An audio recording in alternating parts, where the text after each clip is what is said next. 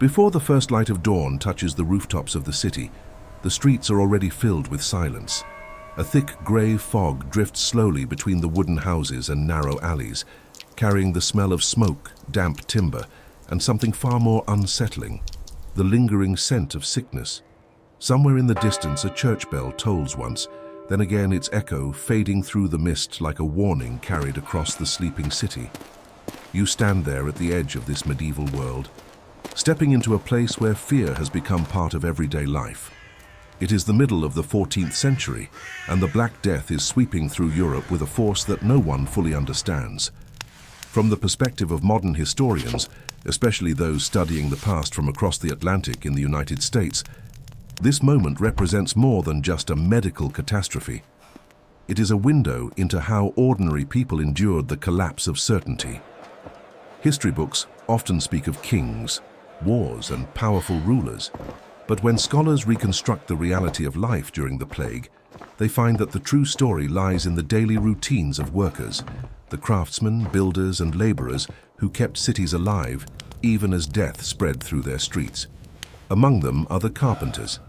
Inside a small timber house pressed against the inner side of the city walls, a man named Thomas stirs awake before the sky begins to brighten. The room is dark, except for the fading glow of embers in a stone hearth. His home is simple and practical, built from rough-cut wooden beams darkened by years of smoke and cold winters. The floor is packed, earth scattered with straw, meant to soften the chill rising from the ground.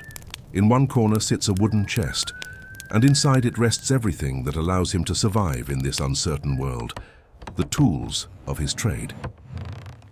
You can almost hear the faint scrape of iron against wood as Thomas opens the chest and lifts each tool carefully into the morning. Light, a wooden plane worn smooth by years of use, iron chisels with edges sharpened countless times, a heavy mallet carved from oak, a hand saw whose teeth catch the dim glow of the fire. For a carpenter in medieval Europe, these tools are more than instruments of labor. They are security, identity, and survival. Outside the walls of his house, the city itself feels uneasy. Many windows remain closed long after sunrise, and several doors along the street bear crude painted symbols, marks placed there by officials to warn that the plague has entered those homes. Entire families vanish in a matter of days. Neighbors whisper from behind shutters. Markets open cautiously, and some streets grow quieter with each passing week. Yet life does not stop. Cities cannot function without workers like Thomas. Roof beams crack under winter storms. Door frames rot in the damp air. Market stalls collapse if not repaired. And during the plague, another grim task becomes increasingly common. Coffins must be built quickly, sometimes faster than carpenters can keep up. Historians now understand that the Black Death was not only a biological disaster, but also a powerful economic shock that reshaped entire societies. Skilled craftsmen suddenly became both essential and vulnerable at the same time. Their labor was needed everywhere, yet every job carried risk. Every doorway entered, every piece of wood delivered to a household, every crowded street could expose them to the disease that moved silently through the population. As the faint glow of sunrise begins to appear above the rooftops, Thomas prepares for the day ahead. He sharpens his tools with careful strokes, the sound quiet but steady in the early morning stillness. Before leaving, he eats a modest breakfast, coarse bread hardened from the previous day and a cup of watered ale. Wheat harvests have grown unpredictable as farms lose workers to sickness, and food shortages are becoming part of daily life. When the door finally opens, the city greets him with a cold breath of fog. Narrow streets stretch between rows of leaning buildings, their upper floors almost touching above the alleyways. The day is beginning, but uncertainty hangs in the air like the mist drifting through the stone passages. You follow him as he steps into this fragile world, where every sunrise carries both necessity and danger. Because in a city haunted by the Black Death, another day of work is never guaranteed to end with another night of life. And this is only the beginning of the 24 hours you are about to experience. If you want to continue this journey through the streets, workshops, and hidden corners of a plague-stricken city, stay with the story and follow the next chapter. Morning slowly spreads across the city as the pale light of the sun pushes through the lingering fog. The streets begin to stir with cautious movement.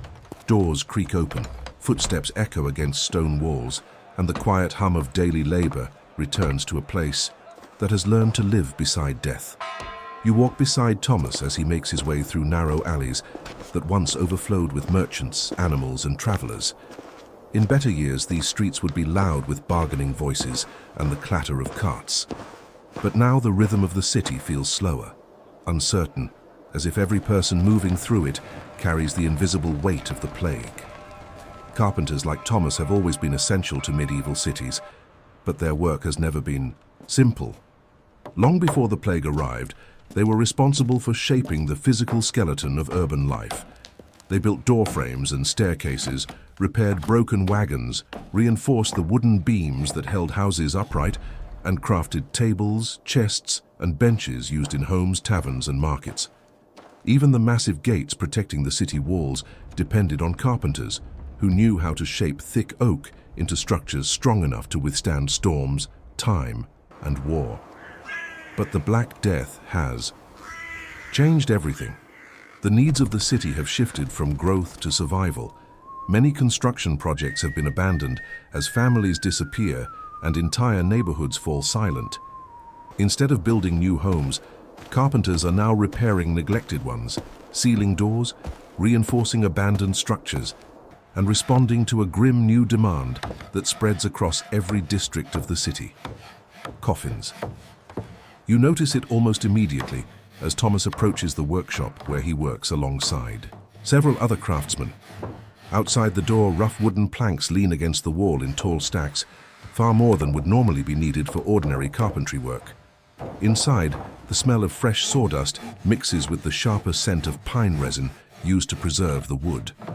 The workshop itself is a simple building. Large beams overhead, narrow windows along the walls, and heavy work tables scattered with tools, nails, and half-finished pieces of furniture. Yet most of what is being built here now is not furniture. Records preserved in medieval archives reveal that during plague outbreaks, carpenters often worked from sunrise until late into the night, struggling to keep pace with the rising number of deaths. Some cities even passed emergency laws controlling the price of coffins, fearing that desperate families might be exploited during their grief. These laws show how critical the work of carpenters became during the crisis. Without them, the dead could not be buried quickly enough to protect the living. Inside the workshop, work begins without delay. You hear the first sharp strike of a hammer against wood, followed by the rasping sound of iron tools cutting through thick planks. Each movement is efficient and practiced. Boards are measured, cut, and assembled with speed that would seem careless under normal circumstances. But time has become the most valuable resource in a city under siege by disease. Thomas lifts a plank onto the table and begins smoothing its surface with a wooden plane. Thin curls of wood fall to the floor as the blade slides across the grain.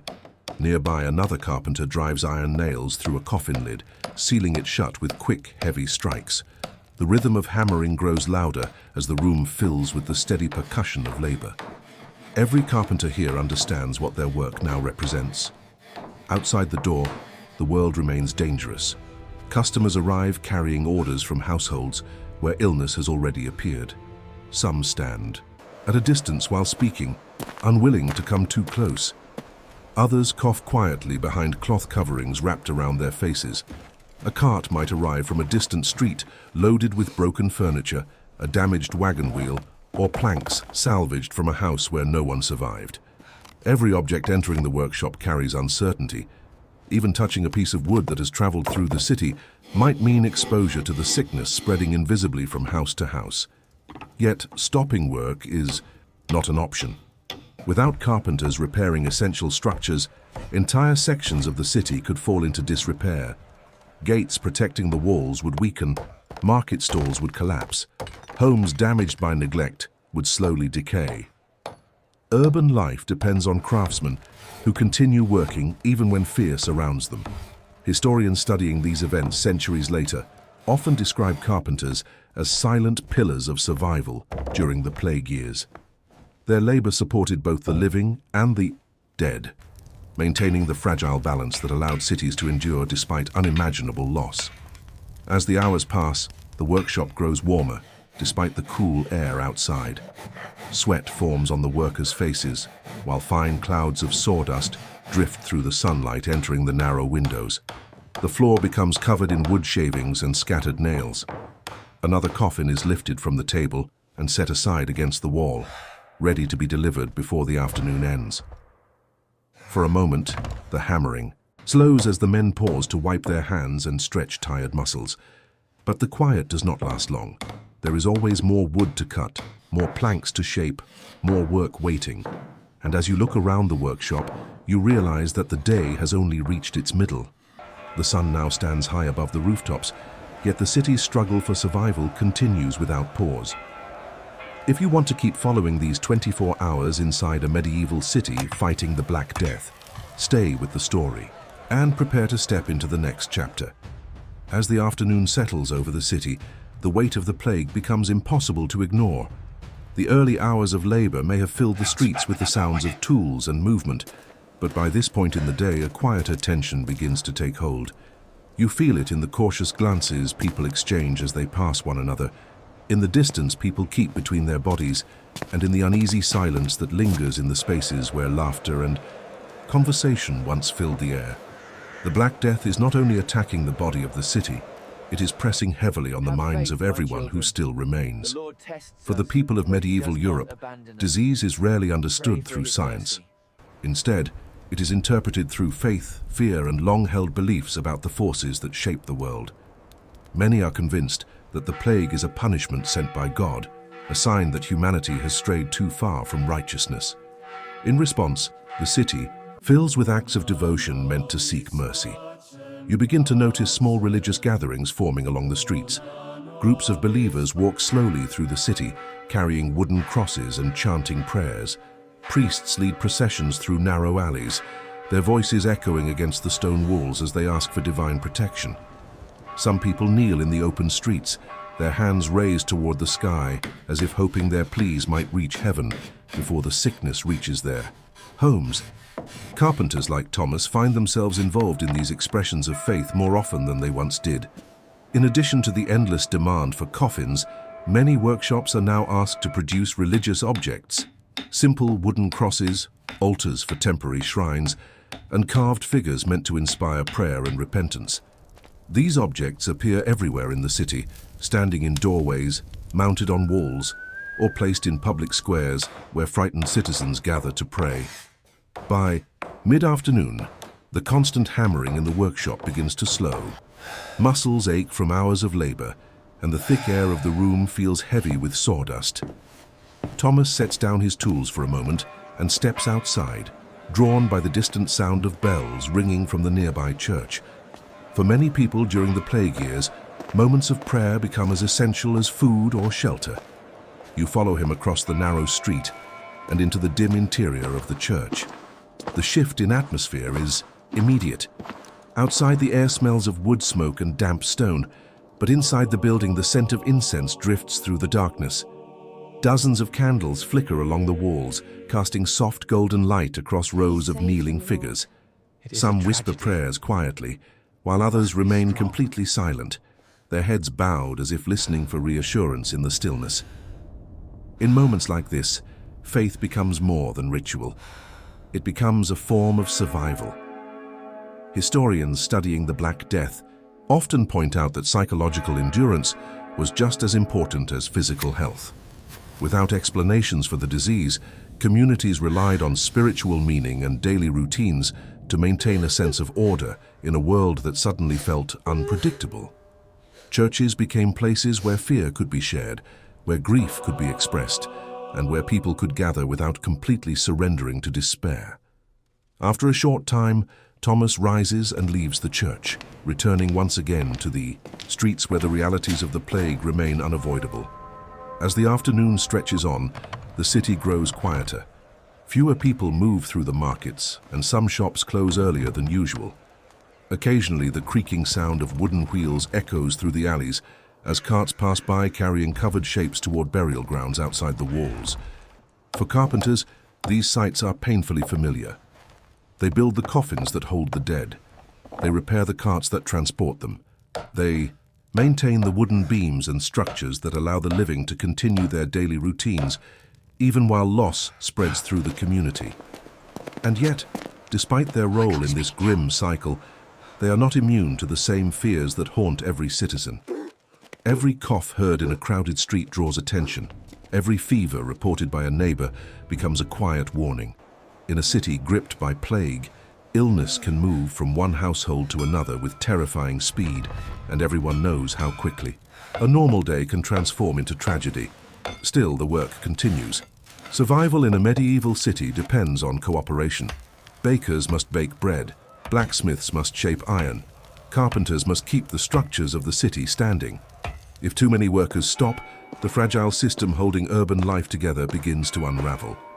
As the sun slowly lowers toward the horizon, Thomas returns to the workshop for the final hours of the day. The pace of work is slower now.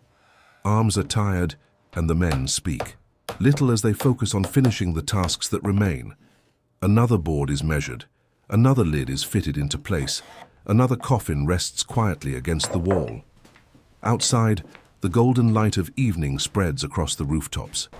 The day is nearing its end, but the uncertainty surrounding the city remains as heavy as ever. Soon the streets will grow dark, doors will close, and families will gather indoors hoping that the night will pass peacefully. If you want to see what happens when darkness falls over a city living under the shadow of the Black Death, stay with the story and follow the final chapter.